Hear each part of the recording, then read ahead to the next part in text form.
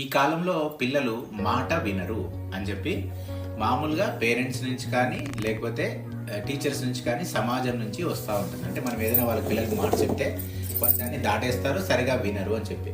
దీనికి ఒక్కసారి మనం కారణం అన్వేషిస్తే ఈ కాలంలో పిల్లల్ని నర్సరీ నుంచి మొదలుకొని 5వ తరగతి వరకు మనం గమనించినట్లయితే వాళ్ళని మనం ఒక మిషన్ లాగా ట్రీట్ చేస్తాం. అంటే చిన్నపిల్లలకి చాలా కోరికలు ఉంటాయి, వాళ్ళు ఆడుకోవాలని ఉంటుంది. ఎక్కువగా వాళ్ళకి అనిపించేటువంటి పెద్ద కోరిక ఏంటంటే ఆడుకోవడం.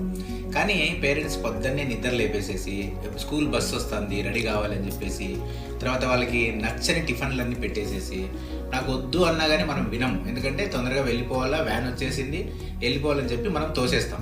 తర్వాత స్కూల్లో పోయిన తర్వాత కనీసం 20 మంది ఉంటే క్లాస్ బాగుంటుంది, కానీ స్కూల్లో 40 మంది 50 మంది ఉన్న స్కూళ్ళు కూడా ఉన్నాయి. అక్కడ ఒక టీచర్ ఉంటారు. నాకు ఏదైనా సమస్య వస్తే నేను చెప్పుకోవాలనేటటువంటిది అవకాశమే ఉండదు పిల్లవానికి. సో అక్కడ కూడా పిల్లవాని మాట చెల్లదు. తర్వాత ఫ్రెండ్స్ దగ్గర కూడా మనకు గేమ్స్ పీరియడ్లు 1-2 ఉంటాయి. తర్వాత ఫ్రెండ్స్ దగ్గర షేర్ చేసుకోవాలంటే కూడా మనకు చాలా తక్కువ టైం ఉంటుంది. ఇదంతా అయిపోయి మళ్ళీ స్కూల్కి ఇంటికి వచ్చిన తర్వాత హోంవర్క్ అని చెప్పేసి, హోంవర్క్ చేయాలని చెప్పేసి, ట్యూషన్ అని చెప్పేసి వాడికి నచ్చినటువంటి విషయాలు మనం ఏమీ చేయటం లేదు. ఈ కారణంగానే ఒక వయసు వచ్చి వాళ్ళు అర్థం చేసుకోగలిగే వయసు వచ్చినప్పటికీ వాళ్ళు మన మాట వినడం మానేస్తారు.